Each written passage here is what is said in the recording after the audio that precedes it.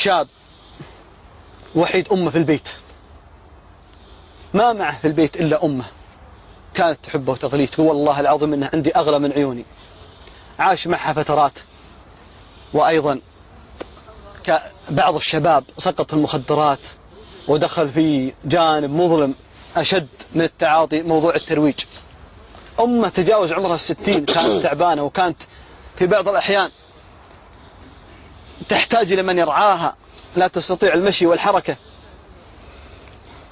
تم القبض على هذا الشاب بقضية ترويج، وجاء الخبر كالصاعقة كالكارثة طامة على أمه عندما جاء الخبر إن فلان قد قبض عليه وحكم عليه كم 15 سنة. الأم تجاوز عمرها 60، تجاوز عمرها من 60، وكانت أم تعاني من ضعف في البصر، فبكت وتألمت ودمعت عيناها، وزاد عليها الحزن والأسى، وابنها مسجون حتى فقدت بصرها. فقدت بصرها بسبب خوفها وحزنها وبكائها على ذلك الولد. كتبت قصيدة جميلة وأبيات مضمونها باختصار، الوقت يداهمنا. قالت: يا ولدي أنا ما عاد أبكي عليك، الله يصبرنا ويصبرك وأبشر بالخير، ولكني والله أبكي يا ولدي، أنت بتطلع إذا الله أحياني وأحياك، ولكن أبكي إذا طلعت ما عاد أقدر أشوفك، ما عاد أقدر أشوفك بعيوني. فنقول يا شباب والله فكروا الأمهات، واقعهم يحزن، وتذكر بأنك إذا أرضيت والديك، إذا أرضيت أمك، يرضى عليك الله عز وجل كما جاء في الحديث. باب من أبواب الجنة لا يغلق. احمد ربك أنك ما زلت حي. في هذه الليلة نعلنها حملة وانطلاقة، والله سوف تغير بإذن الله، وكما جاء في الحديث: أنا عند ظن عبدي بي فليظن بي عبدي ما يشاء. خذ ظنك بالله عظيم. كل واحد منا الآن من له أم في هذه الليلة حملة، والحملات كثرت، خلوها تسوي، خلوها تصدي، نعلنها حملة. كما أحد الشباب قبل فترة تاب، وكان بعد من متعاطين المخدرات، رحنا رحلة الحج ومن الله عليه بالتوبة، هم كانت تدق وتتصل، تاب ومن الله عليه بالهداية، صلى الله ثبتنا وياه على طاعته. عمره 25 سنة، جاني قال لي كلام عجيب، يقول: مهدي 25 سنة والله ما فرحت أمي إلا عندما تبت يا الله.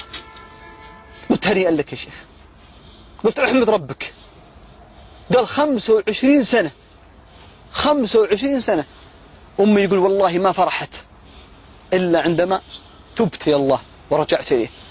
قلت: يا فلان؟ قال: نعم. قلت: والله قبل ما تفرح أمك تراك فرحت من؟ فرحت الله بتوبتك. قال: يا الله 25 سنة. قلت: هوني أفكر أمي كانت غضبانة، أمي كانت زعلانة، أمي كانت تعاني. فأقول يا شباب نعلنها اليوم حملة، خلوها تفرح، خلوا أمك تفرح. نعم. أعلنها في الموقع، في المنتدى، موقع بداية، حملة أعلنوها، خلوا أمك تفرح، خلوها تفرح، دعوها تفرح. كل واحد منا الآن من يشاهدنا فرح أمك، وإذا فرحت أمك وأنا فرحت أمي وفلان فرح أمه سوف يفرح الله عز وجل. الله. أرض أمك يرضى الله تبارك وتعالى، وبعدها والله سوف تتغير أمور. والله يقول من أسباب ضعف هذه الأمة، من أسباب الهزايم، من أسباب البلايا والرزايا اللي نعيشها، أنا أقول من العقوق الذي نعيشها. كل واحد منا يفرح أمه، يسعد أمه، يقبل رجلها الآن، يقبل رجلها بقدر ما يستطيع. الشباب يتواصلون بالهاتف، من ماتت أمه يتواصل معها بالدعاء، فالبر لا ينقطع والبر لا ينتهي والبر لا يفنى، كما جاء في الحديث: تستطيع أن تبرها بدعائك وبصلاحك وبتوبتك وبرجوعك الله عز وجل. فأقول يا شباب جميعا نعلنها في هذه الليلة حملة، دعوها تفرح، خلها تفرح. كل واحد منا يفرح أمه. أمك عندك الآن وأن جالس على الشاشة، قبل رجلها، حب رجلها، حب يدها، حب راسها. خلاص يا أمي افرحي اليوم، الليلة هذه اليوم ليلة فرح، كل واحد يفرح أمه. وكلكم الآن أمهاتكم فرحانة بوجودكم، ها؟ بإذن الله، بإذن الله يا شباب كلكم. والله أمك كان فرحانة بك بأنك كنت قدوة، شاركت في مثل هذه البرامج وتمثل نعم الشاب الصالح المسلم، فهنيئا لك.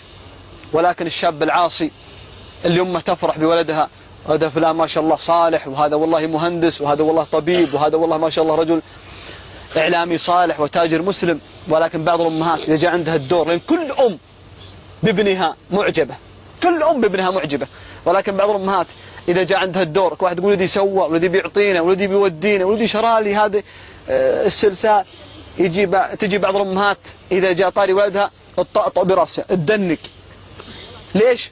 وش تقول؟ ولدي مدمن مخدرات؟ اي والله. ولدي مدمن، ولدي في السجن محكوم عليه كم سنة، ولدي ضايع. فنقول فرحوا أمهاتكم، أعلنوها. وش عنوان الحملة يا شباب؟ خلوها تفرح، كل واحد منا الآن يفرح أمه، وأبشروا بالخير. والله وظننا بالله عظيم وثقتنا بالله كبيرة، سيفرح الله هذه الليلة، سيرضى، وسوف ترون تغير في هذه الأمة. وأسأل الله أن يوفقنا ويكون لطاعته.